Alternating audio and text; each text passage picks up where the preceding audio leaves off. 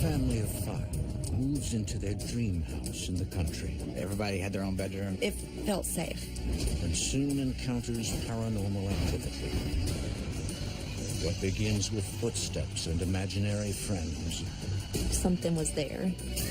escalates into something so evil I saw her laying in a puddle of blood and I thought she was dead. and so powerful it may never be tamed. Cast into hell all the evil spirits. Amen. In America, there is real evil. It lurks in the darkest shadows and in our most ordinary towns. Between the worlds we see and the things we fear, there are doors. When they are opened, nightmares become reality.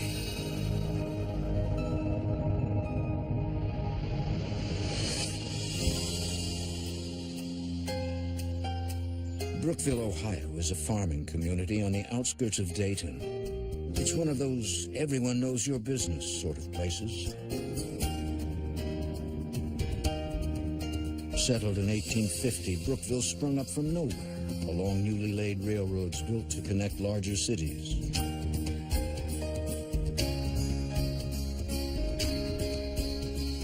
I grew up in the country.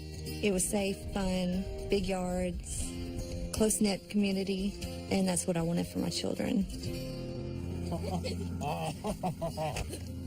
Hey, come on, let's get in here.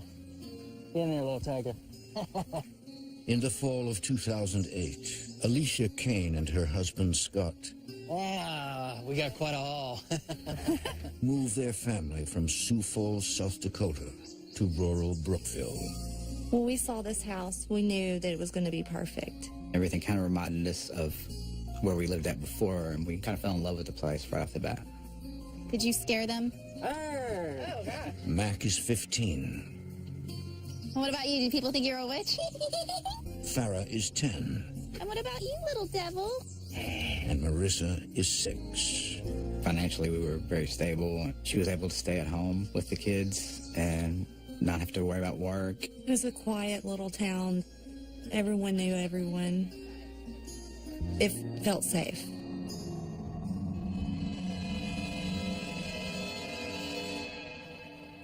Inside, the 4-bedroom house feels spacious and open. Look at this.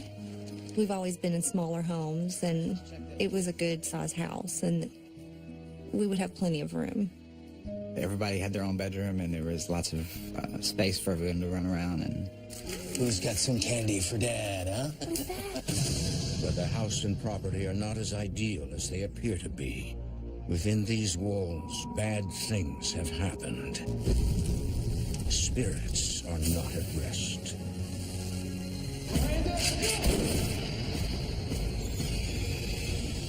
By March of 2009, the family has settled in.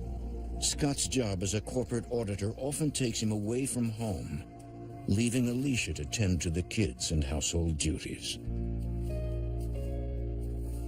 At that time, my husband was staying out of town a lot. all I wanted to do was be there with them, and all they wanted was for me to be there with them, and it was pretty difficult. Sometimes I spend 2 weeks at a time away from home and come home on the weekend and then go right back. It was really hard on all of us.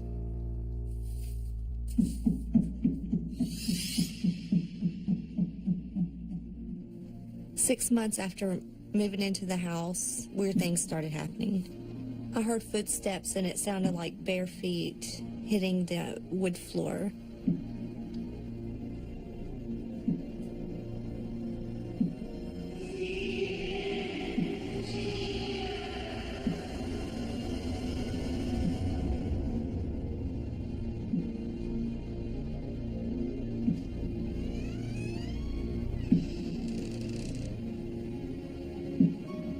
I just had this eerie feeling.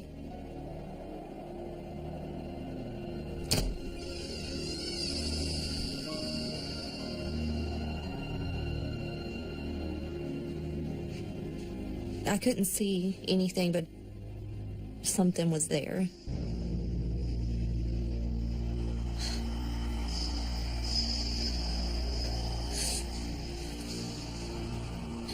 All of a sudden, I heard footsteps. They were getting closer and closer.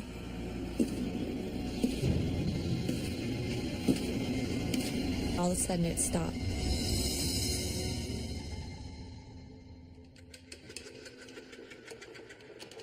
Mac?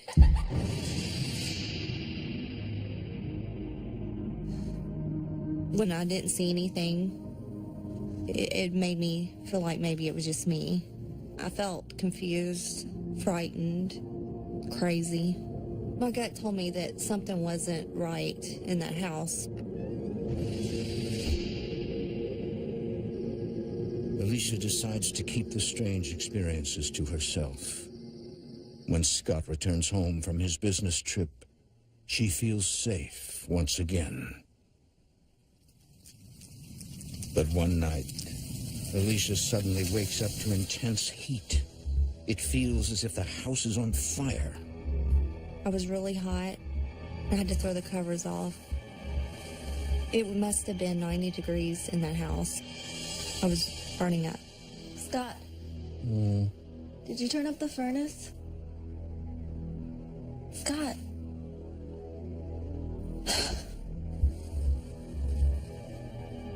At first, I thought maybe the children had turned the heat all the way up. But the thermostat has not been touched. So I went to go check the furnace.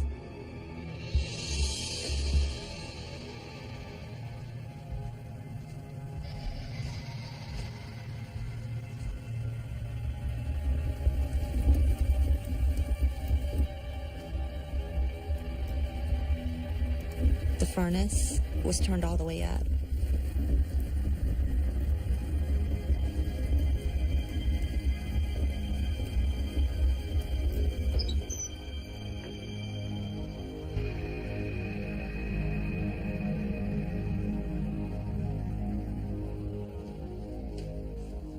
I knew it was weird that there was nothing to explain it, but I just kind of let it go.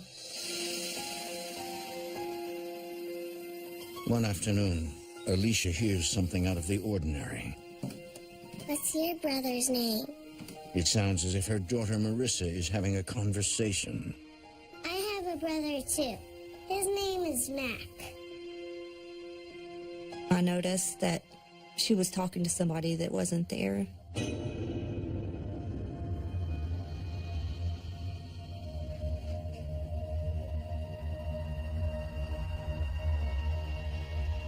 Who are you talking to, Marissa? Jacob. She was telling me that it was a little boy named Jacob and his brother named Stephen. Him and his brother Stephen used to live here. Look, I drew a picture of them.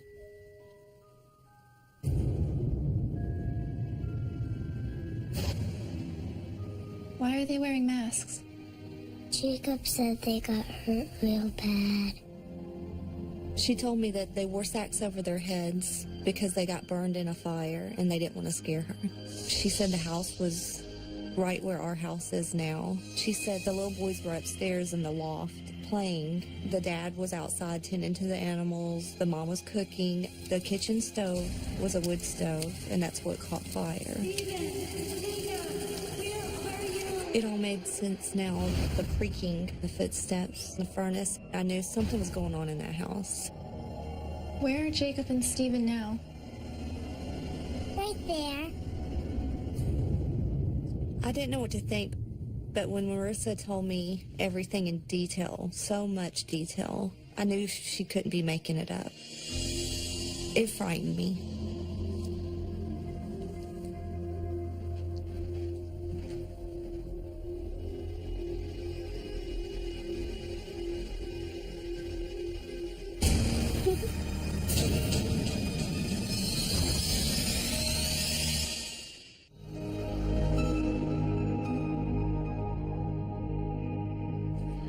In the fall of 2008, the Cain family, Alicia, Scott, and their 3 children, move into a house in Brookville, Ohio. At first, all is well, until a few months later when Alicia begins to suspect their home is haunted. Wherever she goes, Alicia feels as if something or someone is taunting her. I heard footsteps and the furnace was turned all the way up. I felt uneasy about the house, what was going on, but I didn't know what to do about it. But then, 6 months after moving in, the situation becomes disturbing when her 6-year-old daughter Marissa begins talking to imaginary friends she says died in a fire on the property. When Marissa told me everything in detail, so much detail, I knew she couldn't be making it up. And I started feeling that the little boys haunted the house.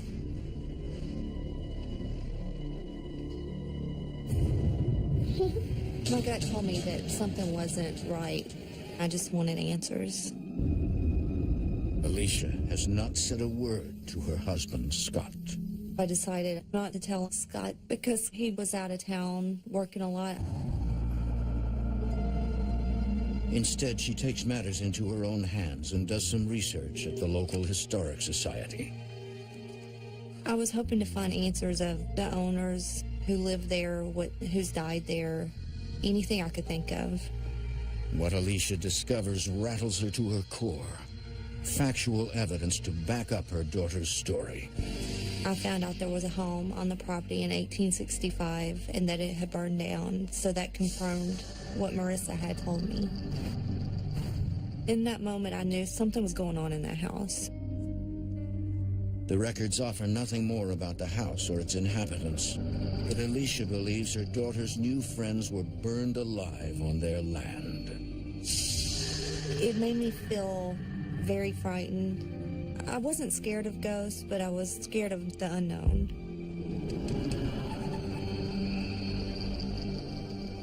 That night, Alicia tells her husband about the records of the fire and Marissa's new friends. I'm really worried about Marissa. What if they're not imaginary friends?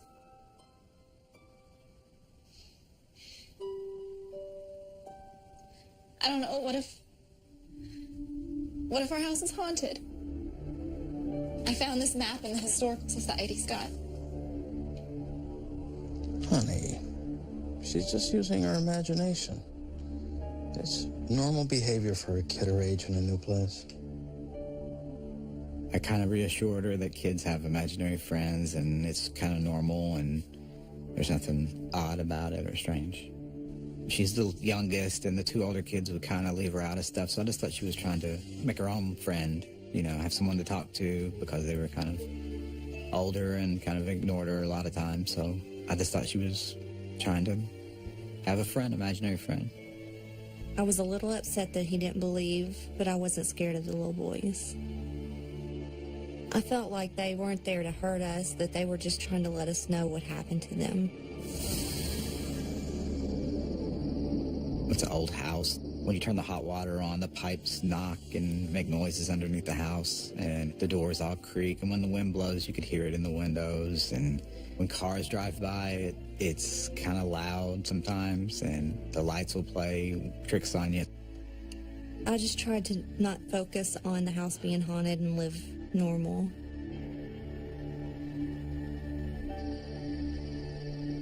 Then, a few weeks later,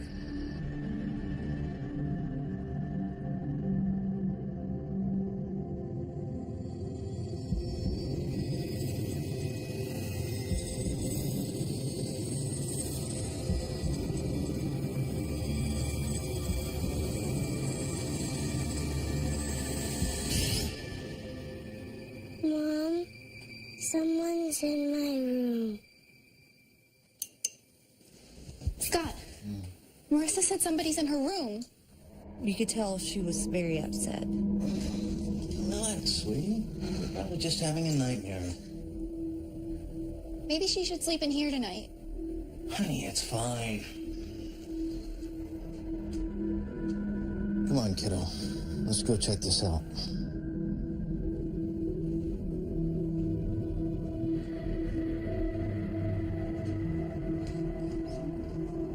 That made me feel uneasy, very uneasy. I didn't like it that my child was upset and scared. Go ahead. Come on, jump up there. Now, I want you to understand there's nothing in here that can hurt you. Okay? Okay. I think me trying to protect them, I was trying not to scare them, but I think it might have backfired a little bit because then they were saying, you know, Dad doesn't believe me or doesn't trust me. I love you.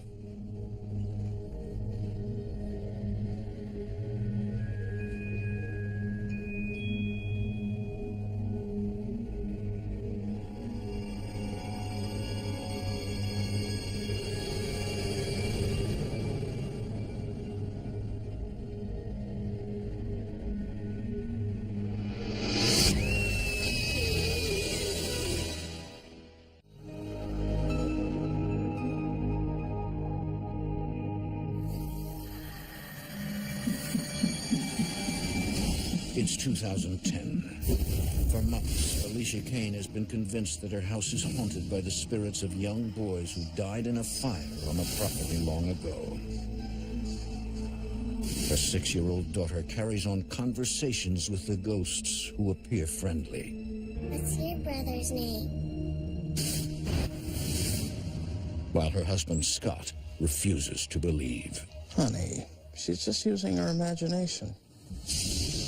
One night, young Marissa is visited by a much more terrifying entity. Mom, someone's in my room. Honey, it's fine. Come on, kiddo.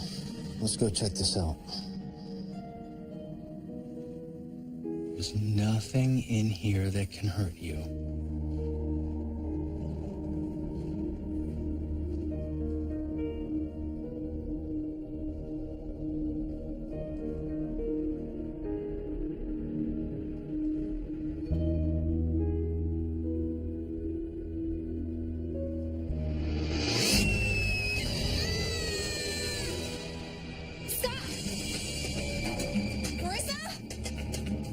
All of a sudden, we heard this terrifying scream. She said she saw a woman in her room. She said the woman's dress was torn and she was bleeding. It was very real to her. I had never seen her that scared before. It's okay. What happened? Nothing. Marissa's older siblings, Mac and Farah, are concerned about their sister. I knew something was definitely strange going on. But Scott still isn't ready to accept that his house is haunted. Scott thought that because we were talking about the little boys, it stirred up Marissa's imagination. Come on. She can stay in our room tonight. I knew 100% that my house was haunted. I was starting to think that there was more to it, not just the little boy ghost. Over the next few weeks, everyone in the family is on edge. Even Scott feels the tension. I started noticing that the kids were a little more skittish in certain areas of the house, and the girls wanted to start sharing a room together. They didn't want to sleep alone. And so we moved Marissa out of her room into Farah's room. The whole kind of vibe of the house had started to change. We were all walking on eggshells. We didn't know what to do. We were all very scared. But with Scott working out of town much of the time, it's Alicia who must cope with what her husband still denies. That something sinister inhabits her home. I wasn't sure what was going to happen next.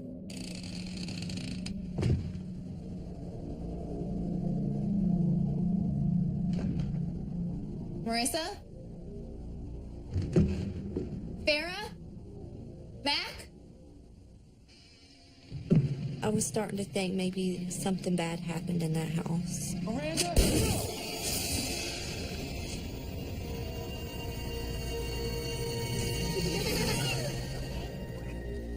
Didn't you guys hear me calling?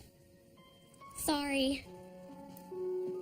As soon as I went upstairs, I seen him laughing and having a good time, and I was so relieved. Where'd you get these? I'm the junk. They don't sound like I started paying more attention to the kids and keeping them more close to me. They almost fit you. Hey, Mom, come look at this.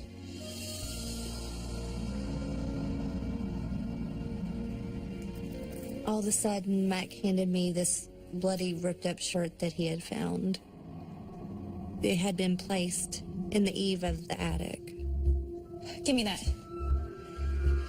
Kids, go downstairs. But, Mom, Now. Alicia believes the bloody shirt has a connection to the woman who scared Marissa in her room. It was like someone was trying to hide it. When are you coming home? And Alicia would call me all stressed out, and then it would be like we'd fight over the phone, and then I'd want to just come home right away, but I couldn't because I had to stay for work. It was really, really hard. Something is in this house. Scott still didn't want to believe it. I was all alone, dealing with a stressful situation. All right.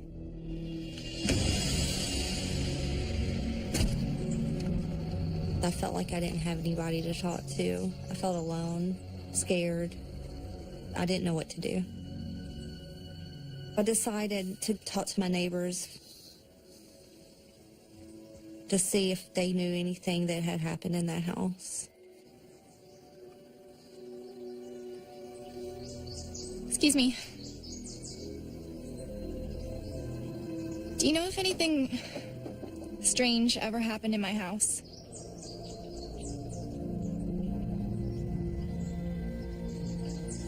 I just can't believe you're living in that house. You know someone was murdered there, right? Murdered? What do you mean? We were all shocked. My neighbor told me that the previous person that lived in that house had shot and killed his wife. She was just real sweet. A beautiful girl. What a tragedy.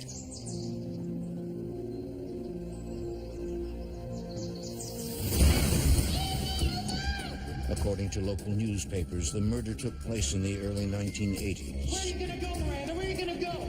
You have nothing without me. You understand me? The newspaper article said they had been in an argument. Miranda, no! And he shot her twice in the back. It confirmed what had been going on in the house, what Marissa had seen. It's when I realized that the house was really haunted. I was feeling every kind of emotion there is possible. I was scared, frustrated, angry, and now I was worried about my family. I felt completely powerless. But the real terror for Alicia's family is just beginning. A few days later, Farah hears strange sounds coming from somewhere in the house. Mom?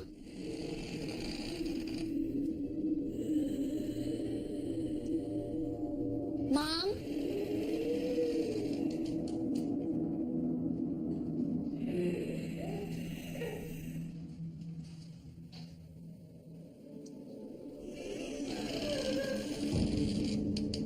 Mom? Mom?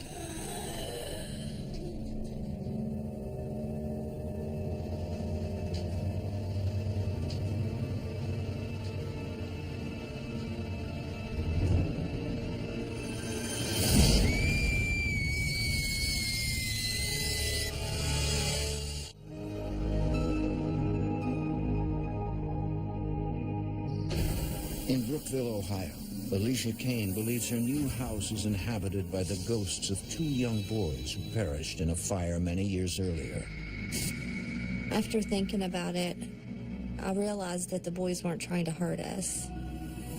But the haunting intensifies when Alicia learns a woman was murdered in her house.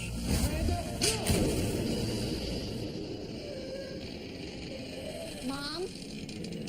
Now, the murdered woman's spirit begins targeting Farah, Alicia's oldest daughter.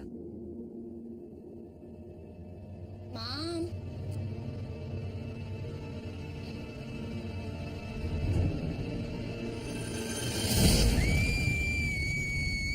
a sudden, I heard this terrifying scream. And Farrah was crying and shaking. It was awful. What happened? I saw her, Mom. I saw her. She said she heard creaking come from the bathroom, and she saw a bloody woman. She was bloody all over. She had blood coming from her eyes. I tried to calm her down, but it was really hard. She was really freaking out. The way Farrah described it, it seemed as if it was the same woman that Marissa had seen. Alicia is devastated. It all made sense now, the clothes that Mac found and what Marissa saw. I was absolutely terrified. It was now targeting my kids, and I didn't know what to do. Alicia feels betrayed because no one told her a murder took place in her home. I was scared, frustrated, angry that no one told us what happened in the home, and now I was worried about my family. I went to go get the clothes that Mac had found, bathroom in the fire, and I thought it would get rid of everything that's happened. I just wanted it to all go away.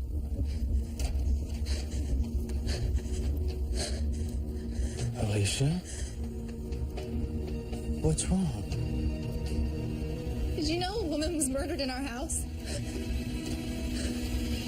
I didn't really want to believe it still. I was still kind of in denial about it. But when Alicia had told me that the previous owner had murdered his wife in the house, it kind of made everything fall into place. That's who Marissa saw in her bedroom that night. And Farrah saw her in the bathroom this afternoon. And she was covered in blood. Everything that the kids had experienced, everything that Alicia had experienced, it all made sense. And it kind of floored me. I found this in the newspaper.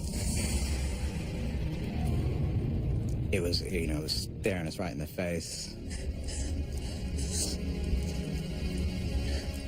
I'm so sorry. I didn't believe you. The evidence overwhelms Scott. He finally believes the house is haunted and accepts the idea that his family needs help. I knew that she was pretty much at her wit's end, and we needed to find somebody to help us. She was going to fall apart, the kids were going to fall apart, everything was just going to go south from there if we didn't get any help. We knew that we had to find somebody to help us. We couldn't do it on our own. A mutual friend helped us find the Foremans from Living Dead Paranormal.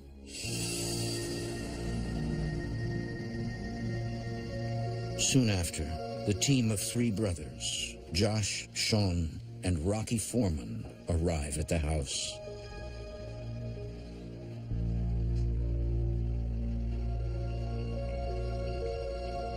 The Cain children spend the night with a friend to ensure their safety. On this particular case, we started up on the 2nd floor because it was one of the areas when we were doing the walkthrough, you got the heaviness on your chest, and it was also the area that the family was having most of their experiences.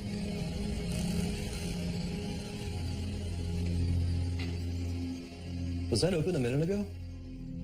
I don't think so.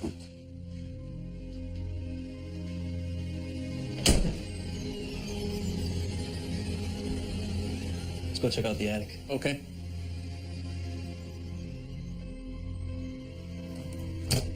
As soon as I open the attic door, you hear a female voice, just plain as day.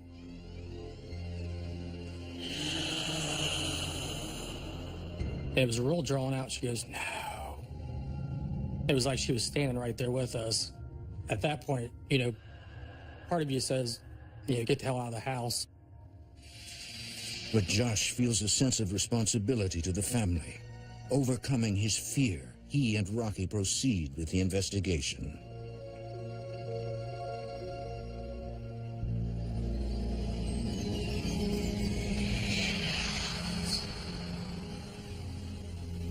What was that?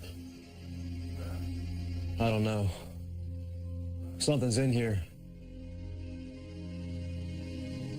He immediately got a sad feeling, and he'd asked if I was feeling the same thing he was feeling, because a lot of times when you're in the middle of an investigation, you'll get different emotions, from sadness or fear, And just going up the attic, you got that heavy feeling. It was just like an overwhelming sadness.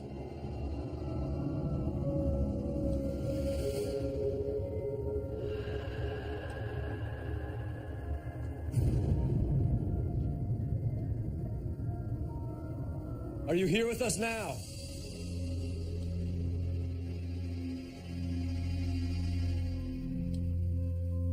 What do you want?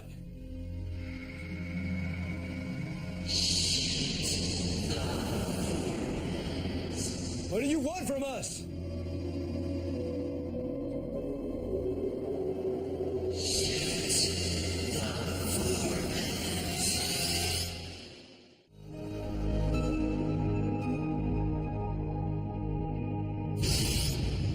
For the past 2 years, the Cain family has been terrorized by the ghost of a woman who was murdered in their Brookville, Ohio home.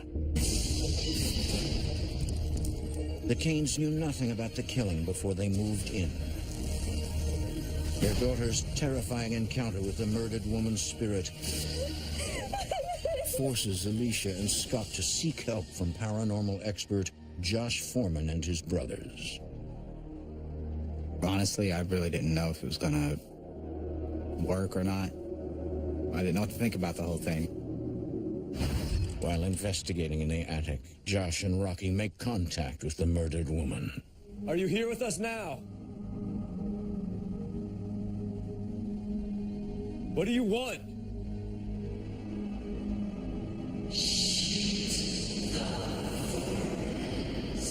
What do you want from us?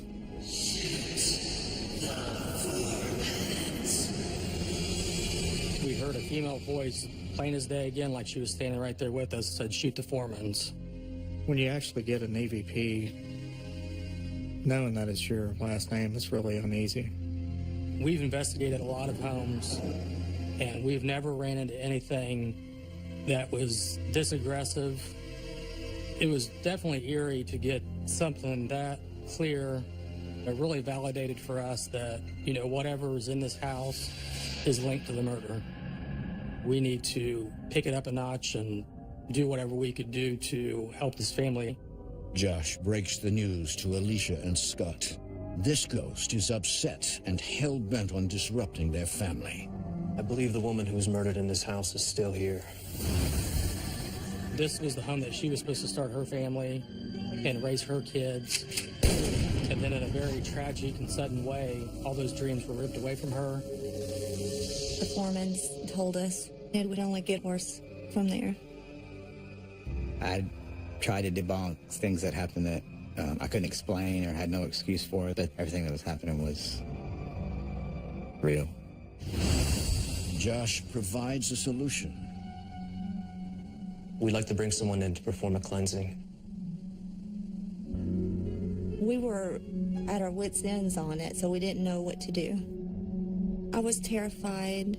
I was hopeful that the cleansing would help.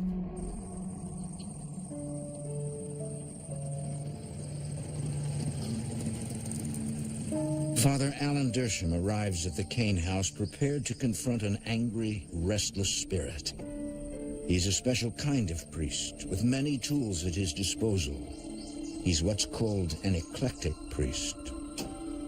I follow many different religions to combat the spiritual world. As soon as I got to the property, I felt an immediate, strong, dark presence. I know it didn't want me there. Thank you for coming. Yeah. Something was very hostile. It was almost like it was wanting me to get back in my car and leave.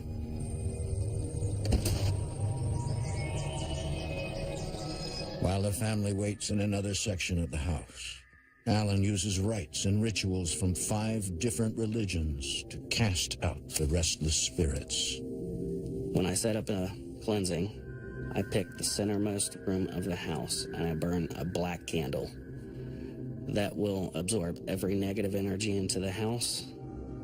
It was strange to have this man with all this weird stuff that we've never had in our home before, but we were willing to try anything. Saint Michael, the Archangel, defend us in battle, safeguard us against the wickedness and the snares of the devil. I could sense spirits of children there, as well as a darker spirit. The children's spirits seemed to be more welcoming and just curious. They seemed to be stuck in the home. The dark entity was on the upper levels of the house, towards the attic and the second floor. The darker spirit in the home was very angry, and you could tell it definitely didn't want me there. I'm at battle with the spiritual realm for this family. By the power of God, cast into hell Satan and all the evil spirits who prowl about this world seeking the ruin of souls. My goal is to get rid of it. Nothing's going to steer me from that goal. Amen.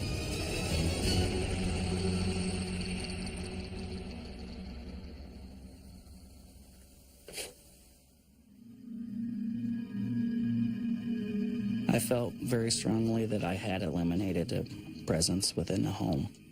For 1 week, life in the house returns to normal. All paranormal activity stops. Alicia and Scott are relieved, hopeful the cleansing has worked. It felt as if this big cloud had lifted off of our family. I was happy. The kids were happy. Everything was pretty much back to the way it was before. It felt like at the beginning when we first moved into the house. But the haunting is far from over.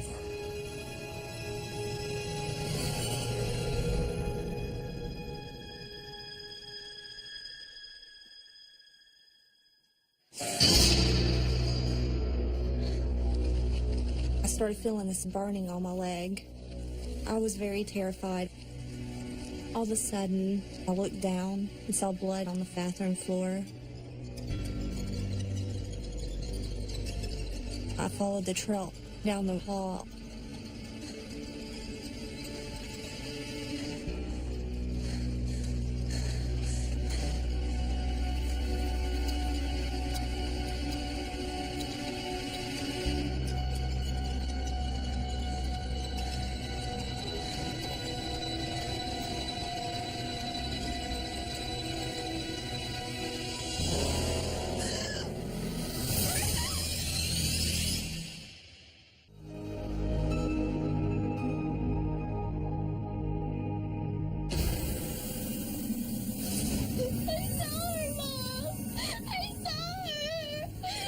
For more than 2 years, the Cain family has been terrified by the bloody spirit of an angry woman murdered in their Brookville, Ohio home.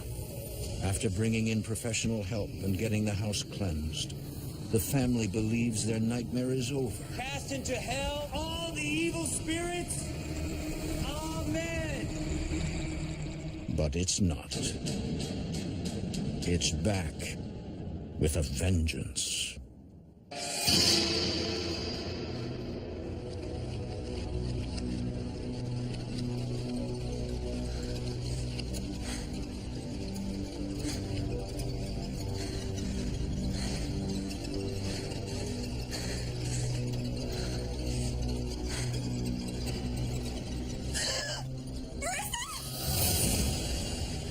I saw her laying in a puddle of blood, and I thought she was dead.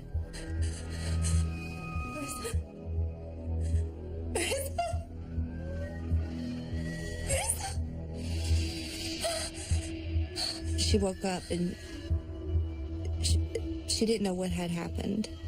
It looked like she had had a nosebleed, but it wasn't a normal nosebleed. What happened? This was my baby, and it terrified me.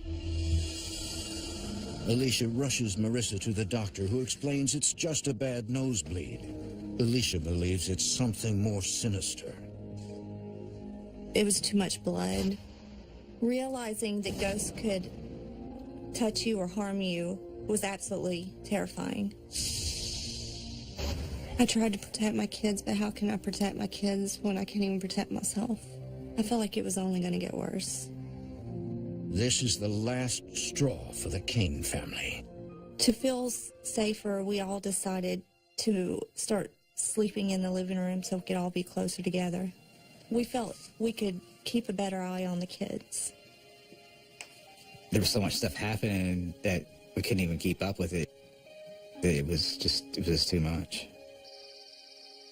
The family decides to move out as soon as possible, but for financial reasons, they have no idea when that will be. We are currently trying to get out of the house. It has been a burden on all of us to not be able to just leave the house. We're financially stuck, but we are saving to get out as quickly as possible. Me and Alicia decided that was it. We weren't going to take all the stuff anymore. We weren't going to go through everything again. We're trying to ignore all the other stuff that goes on and just concentrate on getting out of there. I had to go and have that talk with my kids again, that we got to be strong. Dad, what if the ghost comes in here? Paranormal investigator Josh Foreman plans a formal exorcism of the house once the Cain family moves. He hopes to make it safe for future inhabitants. Personally, for me, I was devastated to hear that the activity came back because we tried everything that we knew from the different experiences we've had over the last 10 years of investigating the paranormal. But there is a chance that whatever they do, the spirits may never be driven from the property. It needs to be something more in your face that's really going to push this thing. It's really time for us to think outside the box. My only hope is whatever this is doesn't follow them, and they can be at peace finally. One thing is certain, the Cain family will be forever haunted by the experience. I was definitely a skeptic. I didn't really believe in paranormal. No, I really don't know what to tell people. I wouldn't wish anybody to go through anything like that. It's horrible. It's not fun and games. It's really rough. It's not what I was intending for my children at all. It hurts a lot. It feels like I'm not protecting my family the way I should. I hope and I pray that my kids can get over this. I feel very lucky we have survived.